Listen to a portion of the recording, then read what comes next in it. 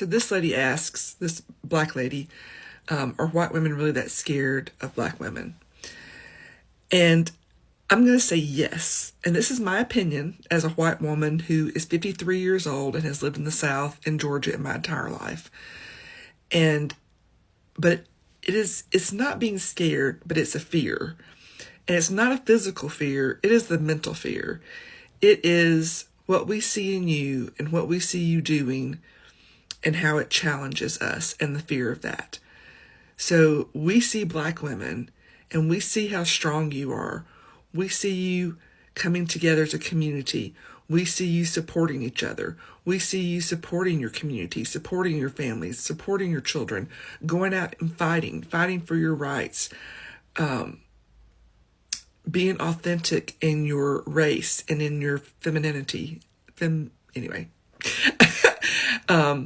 And we're jealous. I think we're jealous because we would love to be that, I think, and we don't know how to break out of the indoctrination that we have been suppressed by our entire lives. And I'm not giving white women a pass, don't get me wrong, but I know I, and most women, white women have been told our entire lives, be quiet, know your place, be a good girl, don't rock the boat, don't be too much.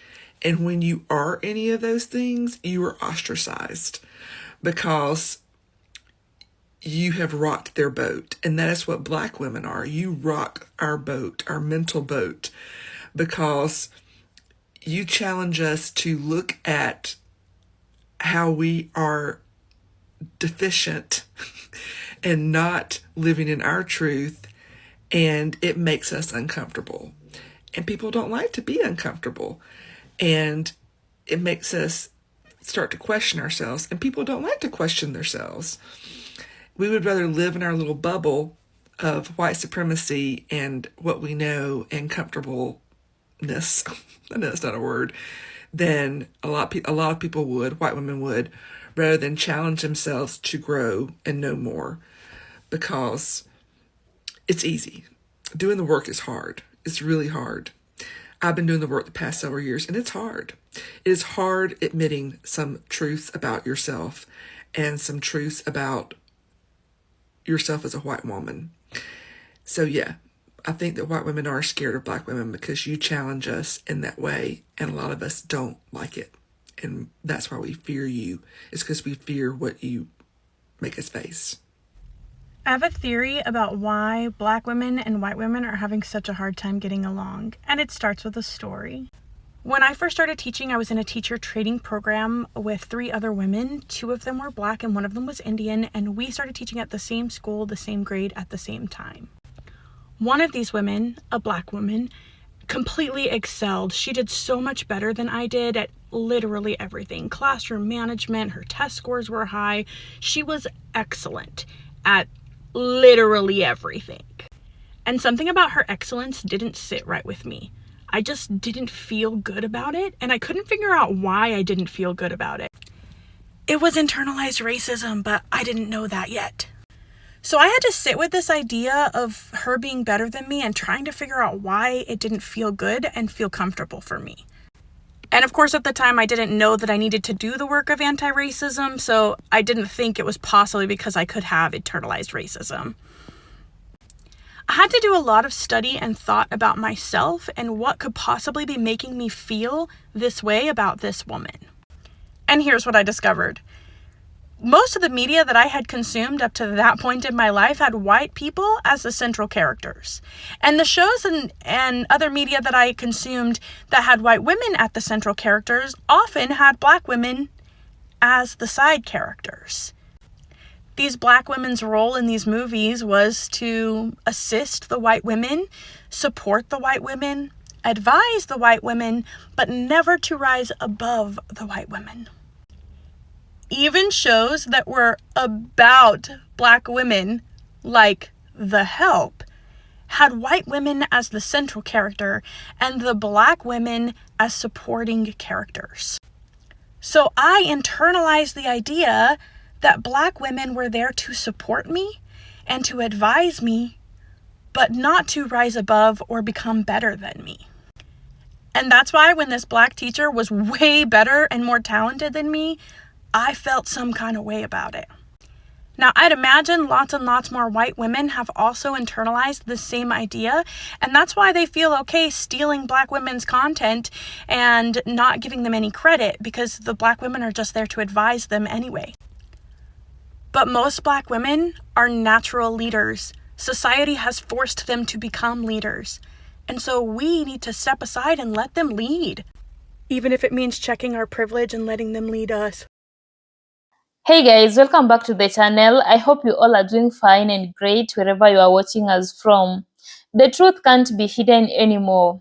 Finally, the palm-colored women are coming out and confessing their insecurities, their fears, the confrontation they've ever had with the Black women, the excellence Black women have shown regardless of their atrocities, how Black women have sprouted in a system regardless of all the hardship they have been enduring, and also they have admitted the fact that some of them have always been jealous of the Black women, and the reason as to why they have always been jealous of the Black women. So guys, without further ado, let's dive in straight to the video, and credit belongs to the original creators of these clips and stitches. I'm your presenter, Judy. The currency of whiteness is compliance, especially American westernized whiteness. The currency is compliance. And the reason that white women are so curious about you as a Black woman in the South is because they are confronted with that fact, but they just don't know it. In their mind, when they see you, it triggers like this response of like non-compliance, like somebody's not complying. Like, what is she doing here? She's not supposed to be here. She's not complying with the order, and that threatens us. And I noticed this because I wasn't raised in the US, I was raised in Ukraine. We don't come face to face with racism a lot in Ukraine because there is no opportunity for it. It's pretty much like an all-white country, right? So that's not to say that racism wouldn't exist if given the opportunity. Because as soon as it is, it happens. As soon as it's given an opportunity. Like in the beginning of the war, when people were pushing Black people off of trains, like to get on. It'll very much crop up there if it's given the opportunity to. I'm not saying that it's not a problem in Ukraine or other countries like it. People are racist, they just don't know it until they're actually confronted with having to deal with people of color. What I will say is because of that, because we don't have that dynamic of like slavery and segregation and like all of these things, that's why there's this common like sentiment in America about Slavic women that they're just built different, right? They may appear very feminine and like feminized or whatever, but you know, their husband is scared of them. They know that they actually control the entire dynamic kind of thing, right? Because you can only oppress women so much if there is no class below them, right? The only class that's below women in Ukraine are children. And we don't really have like a huge problem with homelessness or anything like that. There is not this multi-step hierarchy, right? There's only this power dynamic between men and women, but it's been balanced out pretty well, right? Like, yes, there are horrible Ukrainian men. I'm not denying that. Yes, some Ukrainian men are abusers and they use like religion and they use all sorts of things to abuse women. But on a large scale, what I grew up seeing was not skittish, abused women. I grew up seeing strong Slavic women because when there's nothing else to threaten women with other than like, oh, you're not going to get married or have a man or whatever, then you don't hold that much power as a man, especially in the courting stage, like in the dating stage. Like Slavic men are on their best behavior, and there's just as much stigma for divorce for men as there is for women. The dynamics are just a little different. They're a little bit more balanced out, I would say, between men and women. Now, where America differs is that because it's such a melting pot and like all of this, the hierarchy is just turned up to 11. I mean, white women are so obsessed with compliance and they're so obsessed with keeping their place in this hierarchy because there are levels that they don't want to be brought down to, right? One of those levels being you're going to be treated like a Black woman. By that I mean you're going to be hypersexualized, you're going to be treated as a second-class citizen, you're going to be made up a bunch of narratives about, and you're going to be considered like unfeminine, unruly, and whatever, etc., etc. There's like so many layers to this, right? So the reason that they're curious or that they're threatened, and I mean curious is a very gentle word to use. Like I would say that they are threatened. Threatened because they feel like you're taking over. In the video that this comment was left on, this is what I talked about, right? White women in the American patriarchy are especially dangerous to Black women because they are okay with the structure of the patriarchy because they gave up a lot to belong to it. And by that I mean they gave up their personalities, right? This is why they have plastic smiles and no joy in their eyes, because it's all about compliance. It's not about having your own personality. It's not about having your own goals, hopes, dreams. It's about compliance. The same thing that I noticed about women in America too. As a Ukrainian woman, like I was not so used to women just like hiding their joy, their surprise, their anger, especially. Like white women really hide their anger because that belongs to men. In this racially charged patriarchy, anger belongs to men, but also like black people are very demonized for their anger, especially black women, right? It's angry black women stereotype. So white women can't be that, right? If they want to keep their place in the hierarchy, which they have already worked really hard to get there and to keep, they don't want you coming along into their country club and being prettier than them, being wealthy on your own, like, because they had to give all that up. They had to give all that up. And that's why they're threatened by you. And the reason that they hover around you is because that's the only compliant way for them to make you feel unwelcome. You know what I mean? Like, I feel like Jordan Peele captured this really well in Get Out when he had the black people acting like white people, and it was so uncanny. That's because there is that difference. Especially in the case of Georgina, that's exactly what a white woman would look like in a black woman's body. It would be very uncanny. And the way that Georgina asserted her power was by always hovering around and being in people's business. And that's what white women do. Like, that's the most threatening that a white woman can get, is to just, you know, be there, just hovering and getting in your business. That's why there's the same like stereotype about, you know, youth pastors' wives and like pastors' wives in general, is that they just have this very disconcerting presence where with a smile on their face, they will look you dead in the eyes and say the most fucked up misogynistic shit so that they can continue propping up the patriarchy. Right? And it's just creepy. It's creepy how they act, because it's like, why are you saying all this with a smile on your face? Because of compliance. Because the compliance part of the white woman handbook says that you have to be pretty, smiling, quiet, not cause trouble, never get in the way of the men. And the most important thing you can do is to support the patriarchy and to make sure that the men have a clear path forward, because you're next in line. You're next in line. But it's like the men are never going to move out of your way, babe. They're never going to move out of your way. But white women still, like, they have this very particular relationship, especially white women in America. They have this very particular relationship to white men, to men in general, right? Which is why White Woman Whisperer got all this hate for pointing stuff out, and she got like demonetized, like her videos were getting reported. The white women were very vicious, but very quietly, you know, very quietly, in that very compliant way. And yet when a black man went on his platform and used his platform to speak up for White Woman Whisperer and to call white women out, the white women in his comments were very nice. They were very like, yes, like, well said, you know, they were feeling very called out. They were not reporting his videos. It's this very interesting relationship that white women have with the patriarchy, because they feel like they're so close to the top that it makes sense for them to keep maintaining these kinds of statuses and behaviors. And I noticed this like right away about, you know, Western white women, is that they stifle themselves a lot. They control themselves a lot. Again, this was very well exemplified in Get Out, when the main white woman character, like, everything about her is just putting on an act so that what she can actually be is this very controlled, very meticulous, very collected psychopath. You know, like when she's just eating like a single Fruit Loop and drinking one single sip from the straw, like, that's all intentional. Like the fact that she has all of these like keepsakes of the previous boyfriends that she has lured over into this whole scheme, because she is not actually what she pretends to be. She pretends to be a real person with real feelings and pretends to like fit into the male gaze, and she fakes sympathy and she fakes empathy, and she even can fake anger and all this stuff. But in reality, she's very self-controlled. She's very meticulous. She's very like determined. Like, she has a goal. She has an end goal in mind, and she's already planning out her next venture. And I noticed this a lot. Like, this was actually really shocking to me, because like in Ukraine, like, if a bitch doesn't like you, she doesn't like you. You know what I mean? There's not a whole lot of pretending. Like, everything is kind of out in the open. Like, in America, it's like these white women will be so nice to your face. They will pretend like they want the best for you. They will pretend like they have empathy and sympathy and that they totally understand what you're going through, to turn around and literally stab you in the back and exercise their power over you. When my parents came here to America, they very specifically wanted to attend like an English speaking church so they could learn English faster. And so we went to this very conservative, like, little church, and it was just full of like the WASP demographic, and it was very creepy and uncanny trying to interact with these people like as a normal person. You never know what they're thinking. You never know what's behind their eyes. You never know what's behind their smiles. They'll like nod and agree as though they really hear you and like understand what you're saying, but really it's not that. They're just complying. They're just controlling themselves from saying what they really feel. And you could tell they didn't know what to do with us, because we were like by all means white, but they still saw us as below them. They still saw us as immigrants, and they would talk to us, you know, really slow. Even though my parents would respond back in normal speed and everything like that, they just couldn't help but treat us like second-class citizens. It was very unsettling, very uncanny. No matter what, in America, you are going to take your spot, you take your place in the hierarchy. Even if you refuse, other people will do it for you. They will place you where you belong. And in my opinion, at the end of the day, this all stems from the fact that whiteness is actually like a lack of things. Whiteness is more about what you're not and less about what you are. This is why white people have no culture, because culture is a thing that can be used to degrade people and to make them feel like they're less than. And that's why white people are like, oh, no, no, no, no, no, none of that. We don't do any of that. You know, the culture is very prim, proper, polite, and it's more based around what you don't do rather than what it is you do. And the things that you do are very performative and only exist to perpetuate a certain hierarchy.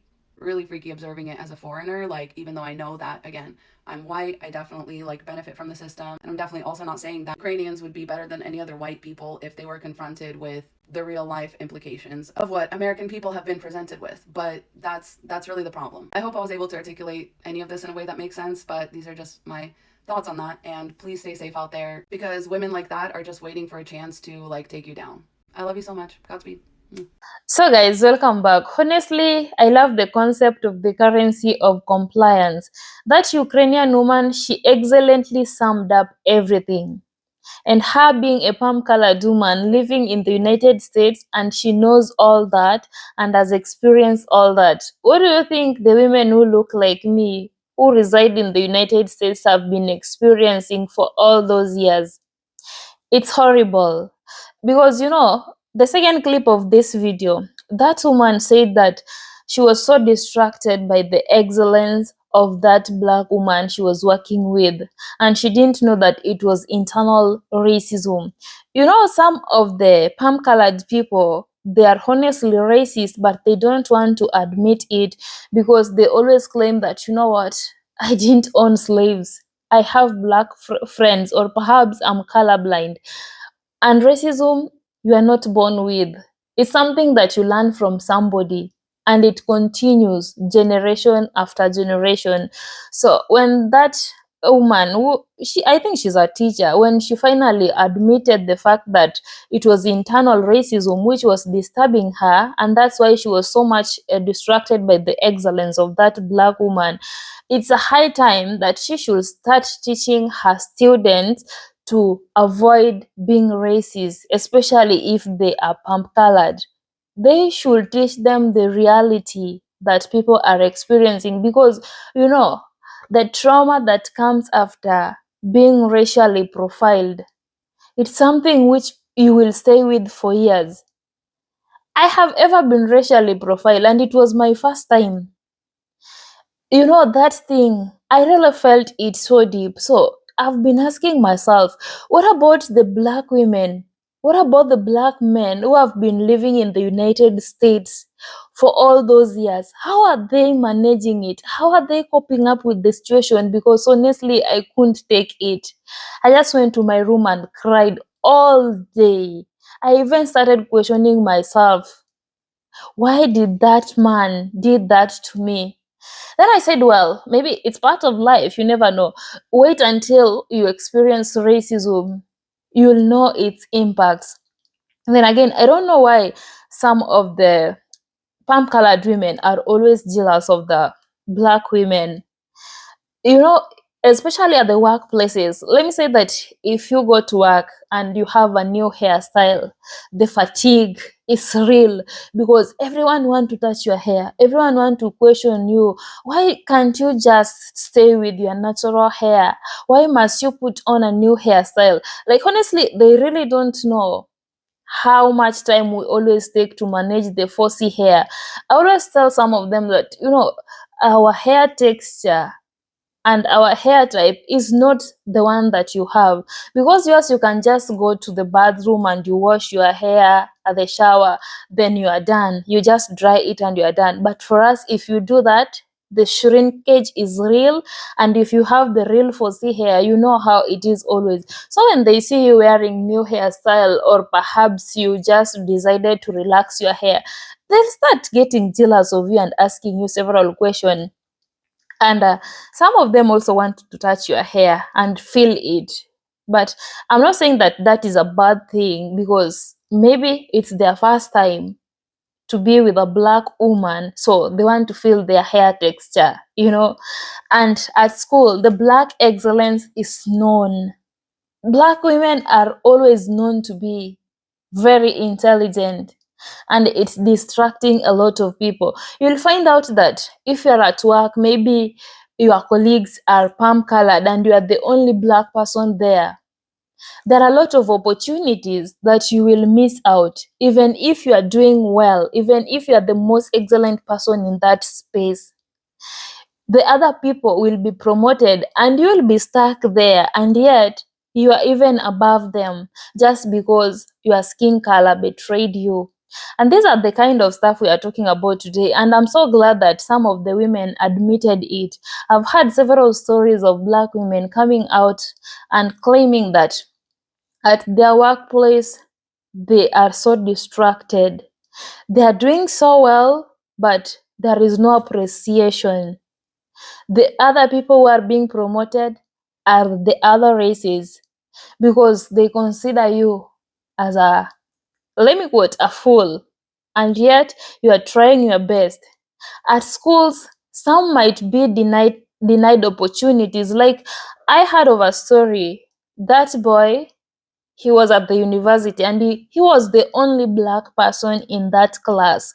So the professor kept on asking question, and mark you, that is the only boy who knew the answer. His hands were up all the time, was raising his hands all the time, but the professor failed to select him because he was black person, until the fellow students started questioning the professor that why can't you allow him to speak out his answer, why are you denying him that chance to speak out? So he pretended that he didn't see him raising his hands. That is how it is. And those are some of the challenges that even the international students are facing in those countries. It's not easy. And the black women, if you are watching this video, you can honestly tell us, how are you coping up with this situation at workplace, in schools, or any business organization? How are you managing it? And if you are a palm colored woman watching this video, which action will you take so that you can uh, curb up with racism in the community? And what are you going to do? You see, your fellow palm colored women are now coming out and admitting the fact that they have always been jealous of the black women because of this and that reason, and they honestly admitted it. I really appreciate them for speaking out their mind courageously without considering the fact that they are palm colored. So guys, thank you so much for watching this video. I really appreciate it. Drop your thoughts in the comment section, and also let's learn from each other. Thank you. Until next time, I'm your presenter Judy. Let's meet on my next episode. Stay safe.